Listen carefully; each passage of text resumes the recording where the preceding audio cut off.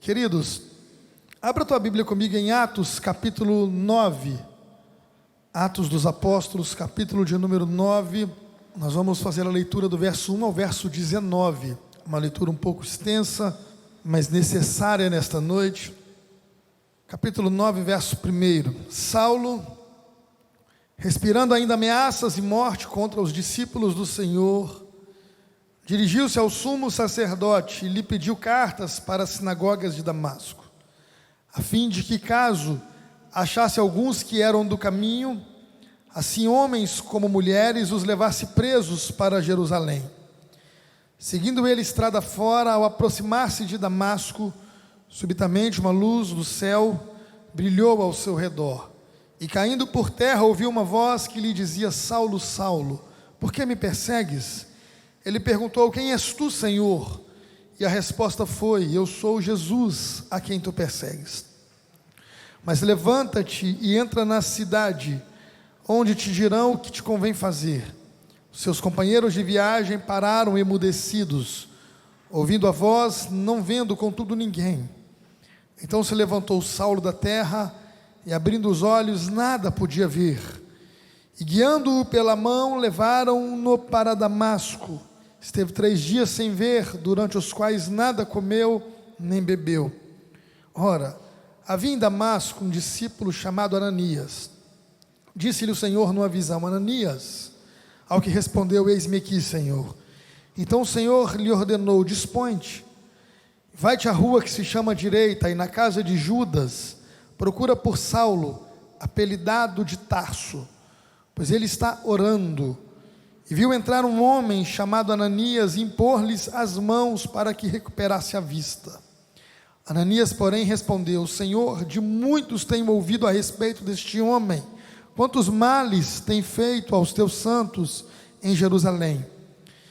E para que trouxe autorização dos principais sacerdotes para prender a todos os que invocam o teu nome. Mas o Senhor lhe disse: vai, porque este é para mim um instrumento escolhido para levar o meu nome perante os gentios e reis, bem como perante os filhos de Israel. Pois eu lhe mostrarei quanto lhe importa sofrer pelo meu nome. Então Ananias foi, e entrando na casa, impôs sobre ele as mãos, dizendo: Saulo, irmão, o Senhor me enviou a saber, o próprio Jesus que te apareceu no caminho por onde vinhas, para que recuperes a vista, fiques cheios do Espírito Santo. Imediatamente lhe caíram dos olhos como que umas escamas, e tornou a ver. A seguir levantou-se e foi batizado. Depois de ter se alimentado, sentiu-se fortalecido. Então permaneceu em Damasco alguns dias com os discípulos. Amém? Amém? Se você puder manter a tua Bíblia aberta no texto, para que a gente possa, durante a exposição, acompanhar alguns trechos desta mensagem, desta palavra. Aqui, queridos, está registrado talvez a conversão mais importante de toda a história da humanidade. A conversão que mais marcou a raça humana está registrado no capítulo 9 de Atos dos Apóstolos, porque aqui está o registro da virada de vida do maior missionário de todos os tempos, o homem que foi instrumento de Deus para abrir as portas do Evangelho para todo o mundo.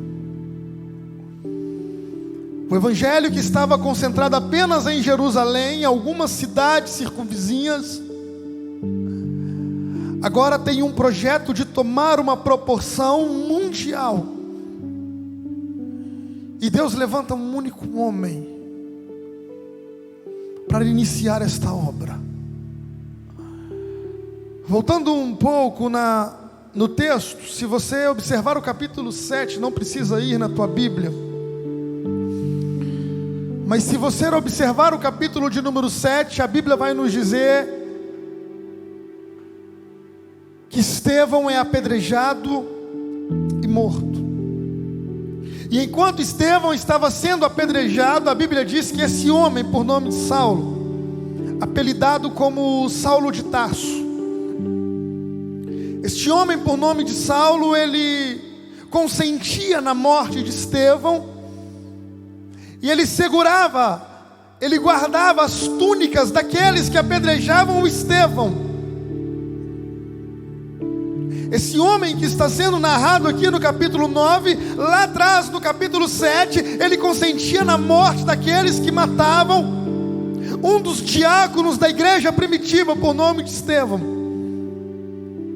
E eu não sei qual era a atenção de Saulo para Estevão. O que eu sei é que ele viu Estevão dizer: Pai, perdoa estes homens, porque eles não sabem o que estão fazendo. Estevão disse palavras semelhantes às de Jesus. E eu também creio que Saulo de Tarso viu Estevão dizendo: eis que vejo os céus abertos e vejo o Filho de Deus assentado à destra de Deus Pai. Talvez essas palavras ficaram martelando a consciência de Paulo. Pastor, ora você fala Saulo, ora você fala Paulo. Não faz diferença, apenas por questão didática eu vou usar o termo Paulo nesta noite. Há alguns que dizem que o nome de Saulo foi transformado para o nome de Paulo, assim como o de Abrão foi mudado para Abraão. Não, o nome de Saulo é o nome dele em hebraico, o nome de Paulo é o nome dele romano, na língua latim, é o mesmo nome. Foi-lhe dado o nome de Saulo em homenagem ao primeiro rei de Israel, Saul, Saulo, amém? Nós vamos usar o termo Paulo. Depois da morte de Estevão, o que acontece? Os cristãos começaram a se dispersar, porque iniciou uma grande perseguição contra a igreja em Jerusalém. E que se inicia uma perseguição, alguns irmãos vão para a cidade de Samaria, outros vão povoando outras cidades, e milhares de judeus começam a povoar a região de Damasco. Havia uma quantidade muito grande de judeus na região de Damasco,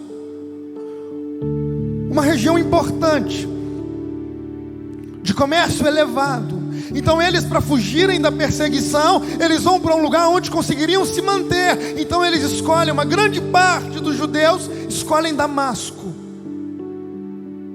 Havia tantos judeus convertidos em Damasco, que naquela guerra entre judeus e romanos, em 66, a história diz que pelo menos 10.000 judeus foram mortos, naquela grande tragédia da história dos judeus.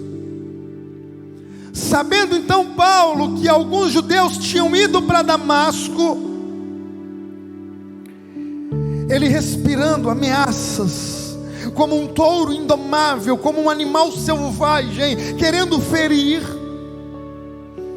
ele então pede cartas ao sumo sacerdote, cartas de autorização, para que se caso em Damasco ele encontrasse em alguma casa ou em alguma sinagoga alguém que professasse o nome de Cristo, ele pudesse levar preso. Queridos, e Paulo era tão violento, que quando ele vai se defender para o rei Agripa, lá em Atos 26, ele vai dizer que quando ele chegava em algum lugar e encontrava algum cristão que confessava o nome de Cristo, ele ameaçava com ameaça tão forte que ele os obrigava a blasfemar o nome de Jesus. E Paulo vai no caminho de Damasco,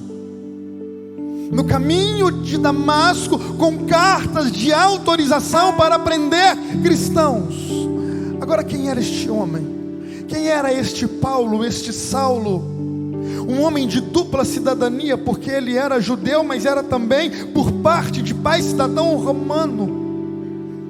A Bíblia vai dizer que ele era judeu, circuncidado ao 8º dia, da tribo de Benjamim, hebreu de hebreus. estudou na escola de Gamaliel, um dos homens mais importantes da escola judaica. Aprendeu com os grandes filósofos a respeito de toda a cultura dos judeus.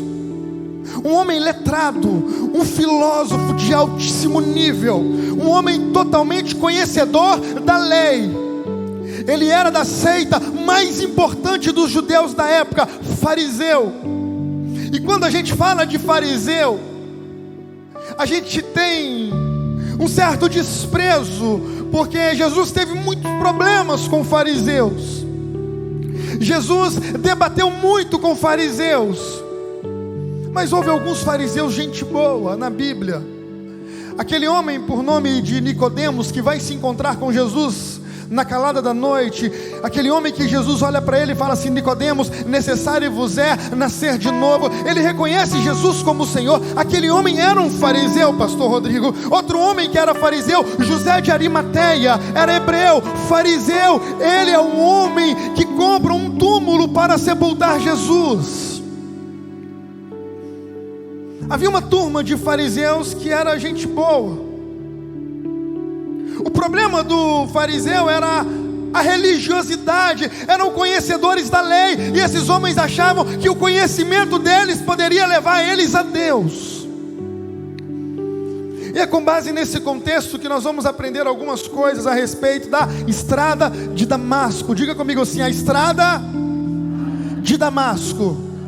É nesse percurso, queridos, que algumas coisas vão acontecer na vida deste hebreu, na vida deste fariseu, na vida deste doutor da lei.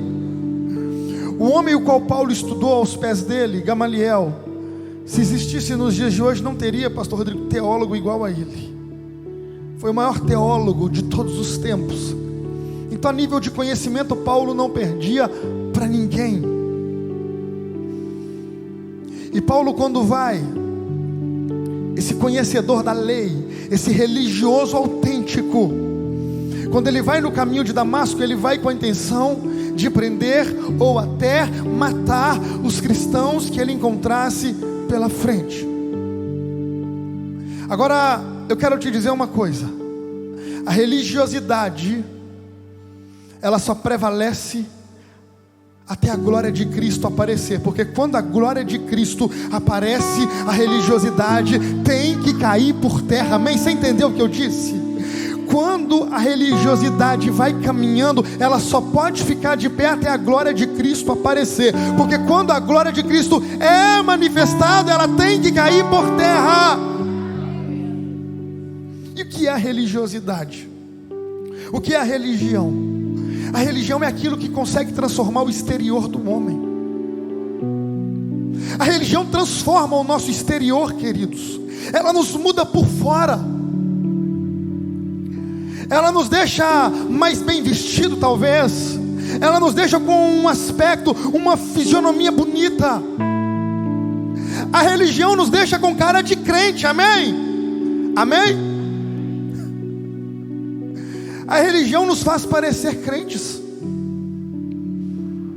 A religião muda o nosso aspecto, ela muda a nossa vestimenta, ela muda o nosso conceito.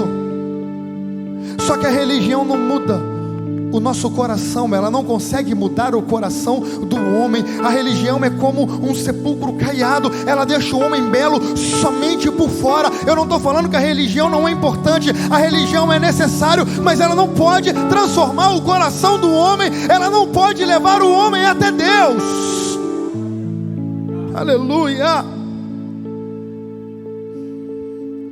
A religião, ela é algo enganoso. A religião, ela nos engana. Ela nos faz sentir melhor do que os outros.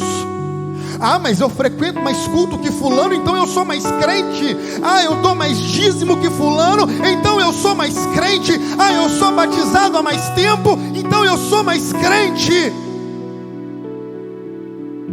Esse é o papel que a religião faz na vida do homem. Ela nos traz um senso de superioridade.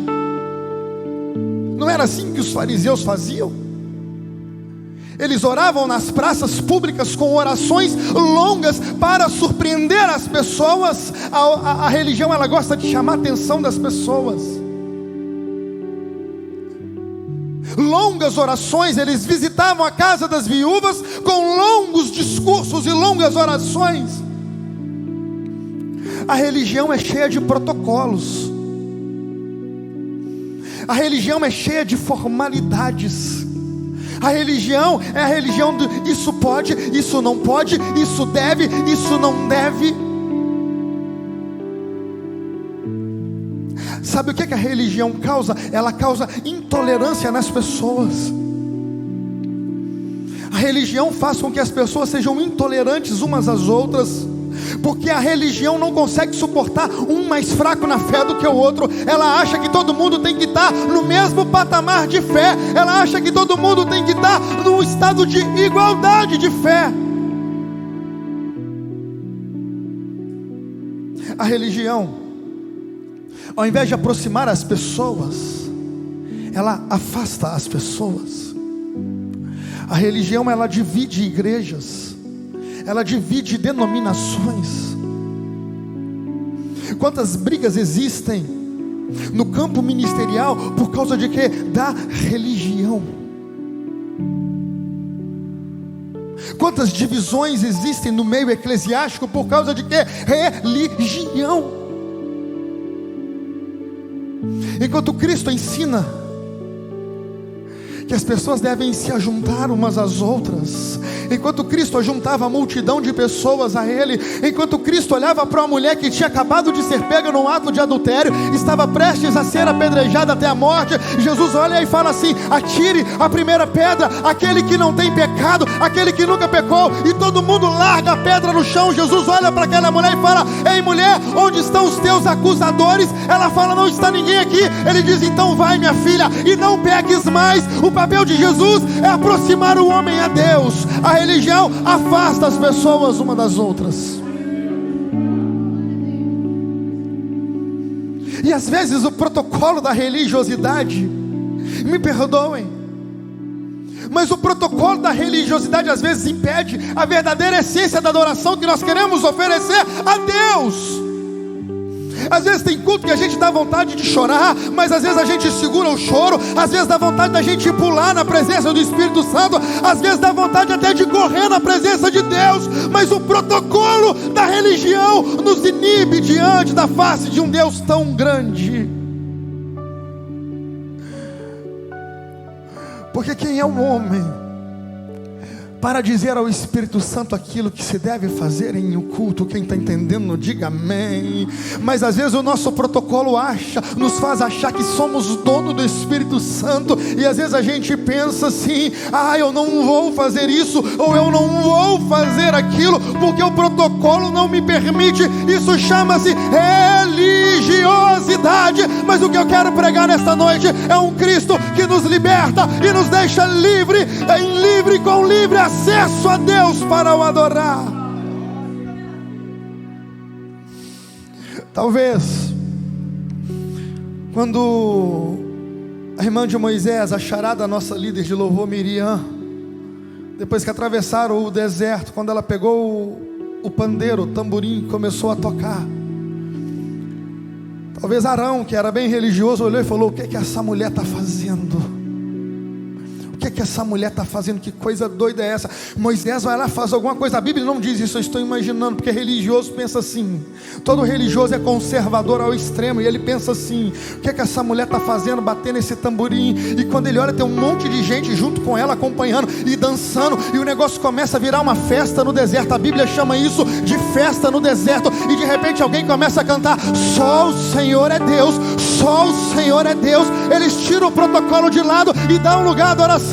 Quando pensam que não está lá, Moisés gago e Arão cantando: só o Senhor é Deus, só o Senhor é Deus, só o Senhor é Deus, aleluia.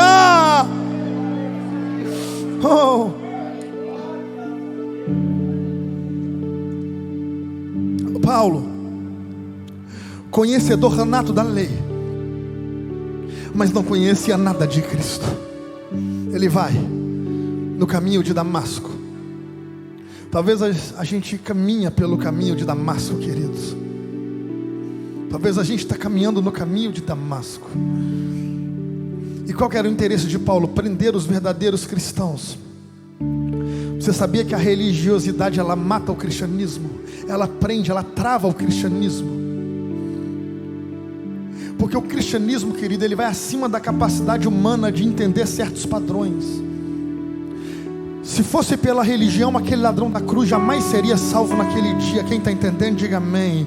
A religião iria mandar aquele ladrão da cruz para o inferno naquele dia, porque aquele homem nunca tinha cantado um corinho de fogo para Deus, aquele homem nunca tinha visitado um culto, aquele homem nunca tinha feito nada para Deus, ele nunca tinha devolvido um dízimo, nunca tinha dado uma oferta. Então talvez a religião já teria mandado aquele homem para o inferno. Mas Jesus, o dono do evangelho, o próprio evangelho, aquele que instaurou o cristianismo na terra, ele olha para aquele homem e diz assim: ei, você, ainda hoje eu te digo, estarás comigo no paraíso. Aleluia! Você está entendendo a diferença do cristianismo para a religião? A religião exclui pessoas das igrejas. A religião expulsa pessoas de igreja. O cristianismo aproxima pessoas da igreja.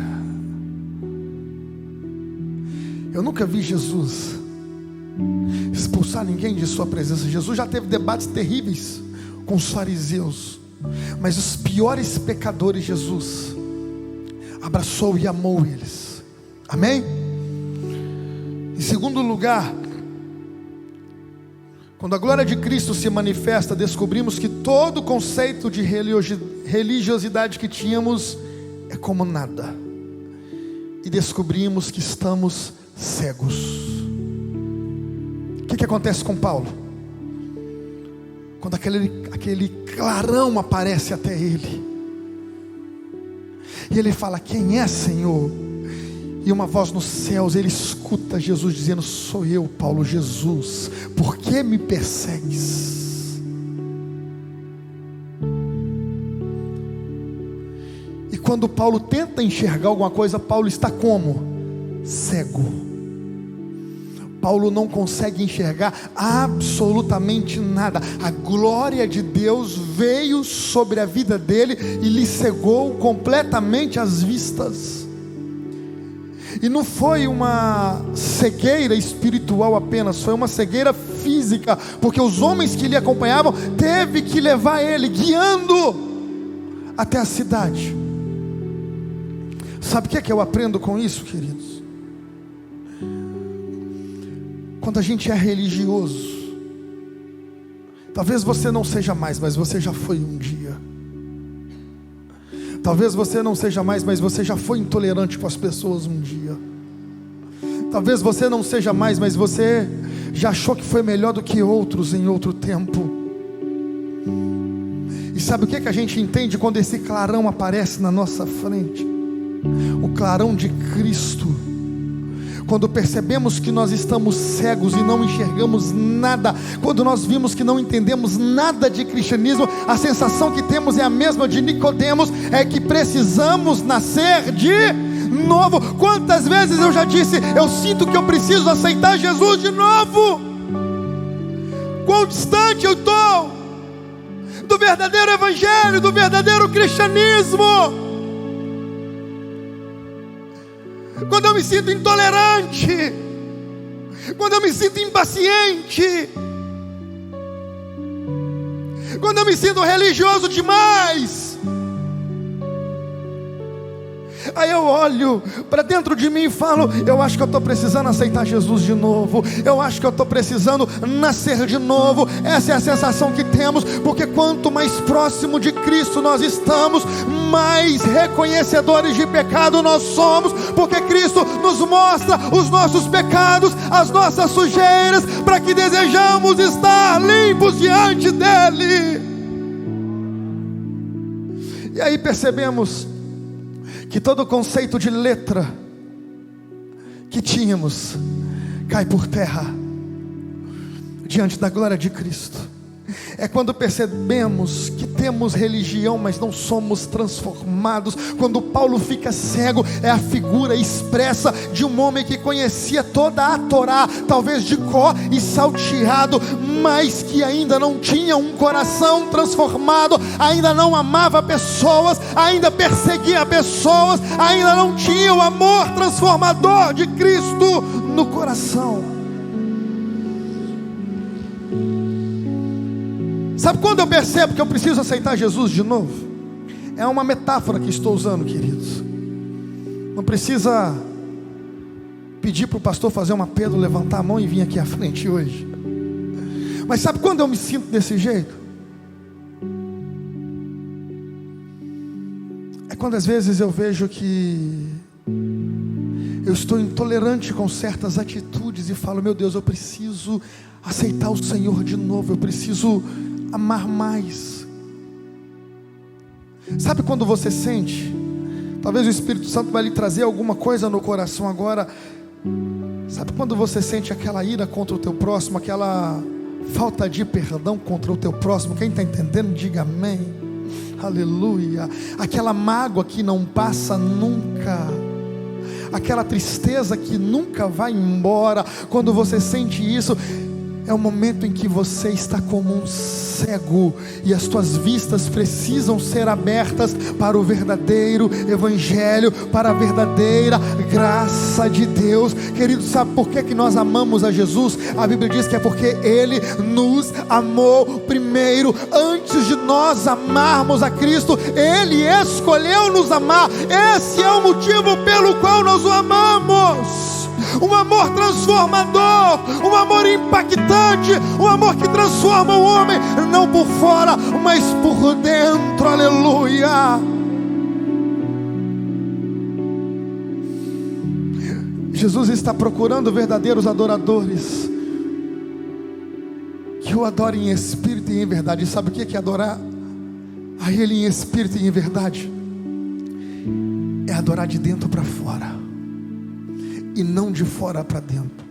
É ter um coração transformado, é estar em um culto e não se importar com o que está acontecendo à sua volta, é querer apenas a presença de Deus a qualquer custo, é fazer igual Jacó, é lutar com o anjo e falar assim: você só sai daqui se me abençoar, eu não te largo enquanto não me abençoares, eu não te largo. E o anjo dizendo: mas Jacó, o dia já está raiando, eu preciso ir embora, já está amanhecendo o dia. E ele segura no anjo e fala: eu só te largo depois que me abençoares. É fazer como Ana, se prostrar diante da presença de Deus e começar a chorar, e começar a chorar, e começar a chorar. O sacerdote Eli olha para ela e fala assim: minha filha, você bebeu muito vinho, você está bêbada. Ela: não, eu não estou bêbada, eu estou apenas clamando a Deus, eu estou pedindo o meu milagre, e eu não vou cessar enquanto a resposta de Deus não vier. E ali ela foi orando e chorando, orando e chorando, orando e chorando, até que o sacerdote olhou e falou: vai, minha filha, que a tua bênção lhe seja concedida. E a Bíblia diz: e o Senhor abriu a madre de Ana, e ela concebeu Samuel. Aleluia, aleluia. Estamos cegos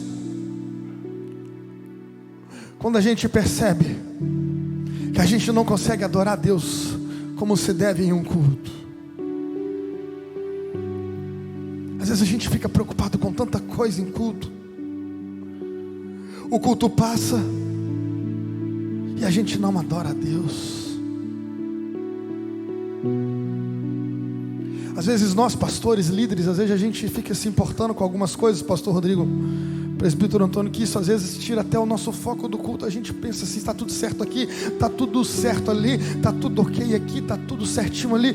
E o tempo da adoração vai passando, o tempo da adoração vai passando. Isso é o que? A religiosidade matando a essência da adoração no culto. Queridos, que nesta noite se levantem adoradores por excelência na presença de Deus, adoradores que conseguem atingir o mais alto nível da atmosfera espiritual e alcançar o favor de Deus. Todos aqueles que alcançam esse nível da atmosfera espiritual através da adoração alcançam favores absolutos de Deus. Na atmosfera terrena a gente não consegue nada. Na atmosfera terrena a gente pode entender de letra, a gente pode entender de protocolo, a gente pode entender de liturgia de culto, mas na atmosfera espiritual, Deus ele olha e fala assim: deixa eu fazer do meu jeito na tua vida. É quando o Espírito Santo vem sobre você e a tua maquiagem começa a borrar. Sabe por quê? Porque as lágrimas vão escorrendo no seu rosto, e você não importa se você vai sair do culto descabelada ou sem maquiagem, você está apenas se preocupando em sair cheio do Espírito Santo de Deus. É quando o homem está no culto e não importa se a gravata vai ficar torta, se o paletó vai ficar amassado, se a camisa vai sair de dentro da calça, isso não tem importância. O que importa é sair cheio do Espírito Santo de Deus, aleluia. É isso que importa. Paulo percebe que está cego, e Paulo precisa se curar da cegueira, amém? Paulo precisa se curar da cegueira. Afinal de contas, um fariseu, um doutor da lei, não pode ficar cego. Existe um remédio contra essa cegueira: a cegueira da religiosidade. Essa cegueira só sai da nossa vida quando entramos na batalha da oração. O que é que Paulo faz? Quando ele chega da cidade de Damasco, ele vai orar. Ele fica 3 dias sem comer e sem beber, apenas orando. Ele agora não quer saber de mais nada, ele quer apenas falar com Deus. Ele só quer falar com Deus. Ele quer entender o que é que está acontecendo. Ele quer entender que clarão é aquele. Ele quer entender que voz é aquela. Ele quer entender que mudança está para vir. E ele começa a falar com Deus, queridos. E quando Paulo começa a orar, uma coisa extraordinária acontece. E se você entender esse caminho da oração, se você entender esse campo da intimidade, coisas podem ser mudadas na tua vida. Porque quando Paulo entra no campo da intimidade, os olhos da fé vão abrir primeiro que os olhos da carne. Preste atenção, os olhos da fé vão abrir primeiro que os olhos da carne. Se os olhos da carne abrem primeiro que os olhos da fé, a tua fé é morta. Mas quando os olhos da fé vêm primeiro, quando você enxerga primeiro pela fé, os olhos da carne apenas contempla aquilo que Deus pode fazer na tua vida. E eu vou te convidar a ler comigo o verso de número 12. Você vai entender o que eu estou falando. Primeiro vamos ler o 11, para você entender o contexto. Então, o Senhor lhe ordenou. O Senhor está falando com Ananias: dispõe-te, vai à rua que se chama Direita, e na casa de Judas procura por Saulo, apelidado de Tarso. Pois ele está o quê? Ele está... Fala mais alto. Ele está orando. E quando ele estava orando, olha o que diz no verso 12: e viu entrar um homem chamado Ananias, impor-lhes as mãos para que recuperasse a vista. Queridos, isso é extraordinário. Queridos, Paulo ainda não tinha nem se convertido ainda a Jesus. Paulo era perseguidor, era religioso, era um bom religioso, era um bom dizimista, não perdia culto, mas ainda não tinha Cristo no seu coração. Aí quando ele vê aquele clarão e ele vai orar, e ali ele entra no campo da intimidade com Deus, em visão ele começa a ver um homem chegando, e ele sabia até o nome do homem. Ele sabia que viria um homem por nome de Ananias, e iria impor as mãos sobre ele, e a vista lhe seria curada. Deixa eu te falar uma coisa, isso é muito forte. Se você entender pelos olhos da fé isso, a tua vida pode dar um salto a partir de hoje. Quando você entra no campo da intimidade com Deus e começa a buscar a Deus de verdade, sem protocolos. Paulo, acredito que não estava fazendo a oração de um fariseu dizendo: ó excelentíssimo Deus, ó Senhor dos senhores, ó Rei dos Reis. Talvez Paulo está falando assim: paizinho querido, o que está acontecendo comigo? Eu não estou entendendo nada, eu estou cego, eu não enxergo nada. Eu ouvi a tua voz, eu quero me render a ti. Me transforma, muda o que precisar ser mudado, transforma o que precisar ser transformado. Meu Senhor, a partir de hoje eu quero apenas te servir, eu quero entregar minha vida inteira para ti, Senhor. Paulo começa a fazer uma oração sincera, sem ritual, sem protocolo. Ele está diante agora não apenas de um Deus severo, mas ele está diante de um amigo que lhe abraçou e comprou a tua causa. E quando ele está diante desse Deus, no campo da intimidade, Deus olha para ele e fala assim: Paulo, eu vou começar a te mostrar como é que eu ajo. Eu vou começar a te mostrar. Você não enxerga nada com os olhos físicos, mas contempla com os olhos da fé o que eu te mostro. E Paulo começa a ver um varão por nome de Ananias que chega, toca no ombro, toca nas vistas e ministra a cura sobre Paulo. Isso é extraordinário, queridos. Isso é extraordinário. Sabe por quê? Quando você está no campo da intimidade, e você no campo da intimidade apresenta o teu problema para Deus, eu estou falando no campo da intimidade. Eu não estou falando aquela oração que você faz com a barriga cheia antes de dormir e fala assim: Senhor, obrigado pelo dia de hoje, eu lhe apresento minha noite de descanso e já quero desde já apresentar o meu dia de amanhã, amém. Você já apresenta logo o dia de amanhã para não ter que orar amanhã cedo. Aí tem aqueles que falam assim: Senhor, fica combinado o de ontem, para nem orar mais. O que falou ontem já está valendo para hoje. Isso não é campo de intimidade. Campo de intimidade é diálogo com Deus. Quando eu converso com qualquer pessoa da igreja que eu não tenho intimidade, eu chego e falo: Ei, tudo bem? A paz do Senhor? Como é que passou a semana? Passei bem, pastor, que bênção. A gente dá aquela olhadinha, pastor, também fala: que bênção, meu irmão. Aquele sorrisinho no rosto, Deus te abençoe. Fica nisso. Agora, quando você conversa com alguém que você tem intimidade, se tiver uma garrafa de café no meio, você fica horas e horas conversando e não vê o tempo passar. Isso é campo de intimidade. Isso é diálogo sem protocolo. Isso você conversa do jeito que você é, você fala do jeito que você é. Isso é intimidade. É nesse momento que Paulo está falando com Deus, e Deus lhe traz uma visão espiritual daquilo que vai acontecer no mundo físico. Pega agora em nome de Jesus, só para quem tem ouvidos apurados espiritual nesta noite. Se você se dispor a entrar no campo da intimidade com Deus, Deus vai lhe mostrar no campo espiritual aquilo que Ele vai fazer na tua vida no campo físico. Deus vai te mostrar em visão espiritual aquilo que Ele fará na tua vida física pelos olhos da fé. Aleluia.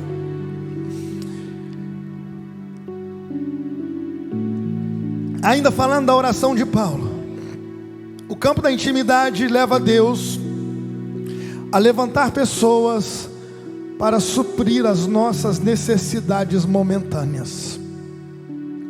O campo da intimidade leva Deus a levantar pessoas para suprir as nossas necessidades momentâneas. Olha como é que estava acontecendo. Paulo estava lá orando. Aí Deus mostrou para Paulo o que ele iria fazer. Depois que Deus mostrou para Paulo, porque antes de Deus falar com Ananias, primeiro Ele mostrou para Paulo. Paulo já tinha visto. Ananias não estava sabendo de nada. Ananias talvez estava em casa ocupado com seus afazeres. Aí Deus chega lá e fala: Ananias, vai lá na rua direita, na casa de Judas. Tem um camarada lá, por nome de Paulo. Esse cara está cego. Ele precisa de alguém cheio do Espírito Santo para tocar nas vistas dele e ele ser curado. Olha Deus falando com você aí, querido. Ele precisa de alguém cheio do Espírito Santo que vai lá e toque nas vistas dele, para que a bênção dele seja recebida. E Ananias olha para Deus e fala: Senhor, mas esse homem é aquele que tem cartas perseguindo os cristãos, e Deus olha e fala assim: não esquenta a cabeça não, para mim agora ele não é mais perseguidor, mas é vaso escolhido, porque agora ele está orando. Vai lá, Ananias, e faz o que eu estou te mandando. Ananias, sai da tua casa, vai em direção à chamada de Deus, entra na rua chamada direita. E quando ele olha para Paulo, ele já não chama mais Paulo de Paulo, mas ele olha para Paulo e fala: irmão, eu estou aqui a mandado de Deus para poder ser bênção do Senhor na sua vida. E ele impõe as mãos sobre Paulo, e Paulo é curado.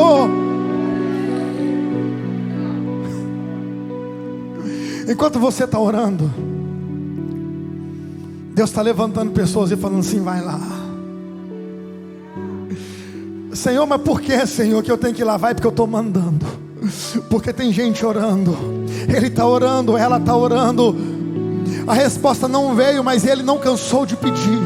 A resposta não veio, mas ela não parou de orar, não desistiu. E quando insiste na oração, eu trouxe uma parábola, diz o Senhor, eu trouxe uma parábola do juiz iníquo, que quando a pessoa vai batendo na porta, eu tenho que atender. Então vai lá, porque eu preciso responder a oração daquela pessoa. É assim que Deus faz quando você está no campo da intimidade com Deus. Tem aquela mulher, ela foi perturbando o juiz falou: não posso te atender agora, mulher, vai-te embora. E ela foi insistindo, para que ela não importunasse mais o juiz. Ele atendeu a causa dela. Aí o Senhor fala assim, Jesus fala assim: quanto mais Deus perante vós não atenderia as vossas orações. Sabe qual que é o nosso problema? É que a gente desiste. A gente ora uma vez, Deus não faz nada. A gente ora a segunda vez, Deus não faz nada, e a gente desiste.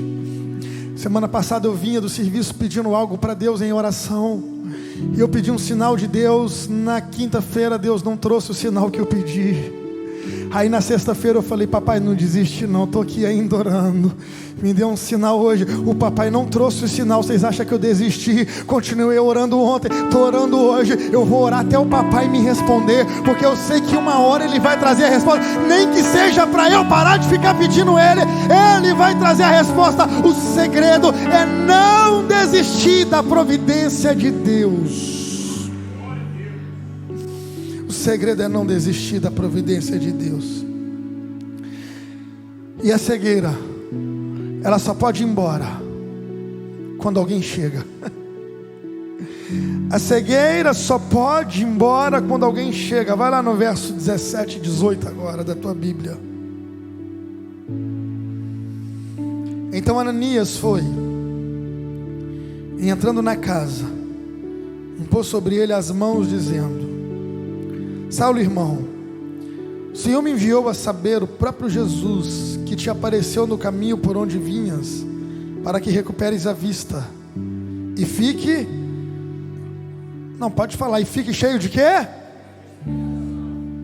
Imediatamente lhe caíram dos olhos como que umas escamas, e tornou a ver. A seguir levantou-se e foi batizado. A cegueira vai embora quando o Espírito Santo chega. Queridos, o que vai abrir os teus olhos espirituais para ver o além, o que vai sarar tuas vistas quanto ao cristianismo, não são métodos humanos, não são liturgias humanas, não são protocolos de culto, não. O que tira a cegueira do homem e traz as vistas cristalinas para enxergar a simplicidade e a beleza do Evangelho é quem? É o Espírito Santo de Deus. Quando o Espírito Santo de Deus chega, o homem transforma. Quando o Espírito Santo de Deus chega, o homem vira uma nova criatura. Quando o Espírito Santo de Deus chega, tudo se faz novo. Você pode glorificar a Deus nesta noite. Você pode. É o Espírito Santo de Deus que tira a cegueira do homem. Aleluia. Aí Paulo, antes do Espírito Santo de Deus, porque tem o Paulo antes do Espírito Santo e tem o Paulo depois do Espírito Santo. O Paulo antes do Espírito Santo Ele achava que era melhor que todo mundo. Ele não aceitava alguém servir a um Jesus que morreu pendurado num madeiro. Ele falava: isso é loucura. Não tem sentido um carpinteiro que morreu como um ladrão e salteador, pendurado num lenho maldito, no madeiro, ser o salvador da humanidade. O Paulo, depois do Espírito Santo, fala assim: a sabedoria de Deus é loucura para o homem não compreende as coisas de Deus, porque a sabedoria de Deus é dada como loucura para os homens. O Paulo, antes do Espírito Santo, achava que era superior a todos. O Paulo, depois do Espírito Santo, ele diz: consideres, pois, o próximo superior a ti mesmo. Ele está dizendo: você sempre deve olhar para o teu próximo e considerar ele superior a você. O Paulo, antes do Espírito Santo, é aquele que fazia questão das coisas, é aquele que fazia questão dos protocolos. O Paulo, depois do Espírito Santo, é aquele que diz: eu tenho por perda todas as coisas. O Paulo, depois do Espírito Santo, é aquele que ora a Deus e o Senhor fala: Paulo, a minha graça te basta, porque o meu poder se aperfeiçoa na fraqueza. Aleluia. Está entendendo? A diferença do homem religioso para o homem cheio do Espírito Santo. Aleluia. Felipe, para que eu consiga terminar, só mais um pouquinho de retorno. Não é que está ruim, é a voz que não está boa. E em último lugar, aquele que antes perseguia cristãos, agora é instrumento de Deus para anunciar Jesus ao mundo. Preste atenção numa coisa. Paulo pediu cartas ao sumo sacerdote para prender cristãos. Amém? Amém? Aquele que pedia cartas para prender e matar, agora escreve cartas para abençoar vidas. Está entendendo, queridos? Aquele que antes pedia carta para matar e para prender, agora está escrevendo, está gastando tempo na prisão, escrevendo cartas, e cartas que são lidas até o dia de hoje, para impactar vidas, para transformar pessoas, para salvar uma geração inteira do pecado. Um dos maiores homens da história pós-cristianismo, Martim Lutero, ele se converte a Jesus lendo uma das cartas que Paulo escreve, a carta aos Romanos. E quando ele lê a carta aos Romanos, Martim Lutero era um religioso cheio de protocolos. E quando ele lê a carta aos Romanos, ele fala: que é isso? Eu estou perdendo meu tempo dentro da religião. Eu quero a graça, porque a graça, o que é graça? É favor imerecido de Deus. Cai a ficha, ele fala: eu nunca vou conseguir merecer o que Jesus fez por mim. É de graça, é livre, é de graça. Jesus morreu por todos, é de graça. Portanto, beba de graça da água que sai do trono da graça de Deus. Aleluia. Paulo vai escrevendo cartas agora, e aquele que estava no caminho de Damasco para perseguir a igreja, para perseguir os cristãos, ele vai ter uma inversão de valores na sua vida, porque ele começa o seu ministério sendo perseguido em Damasco. Ele vai para Jerusalém, ele é rejeitado em Jerusalém. Ele vai para a sua cidade Tarso, e lá ele é esquecido. Ele é absolutamente esquecido em Tarso.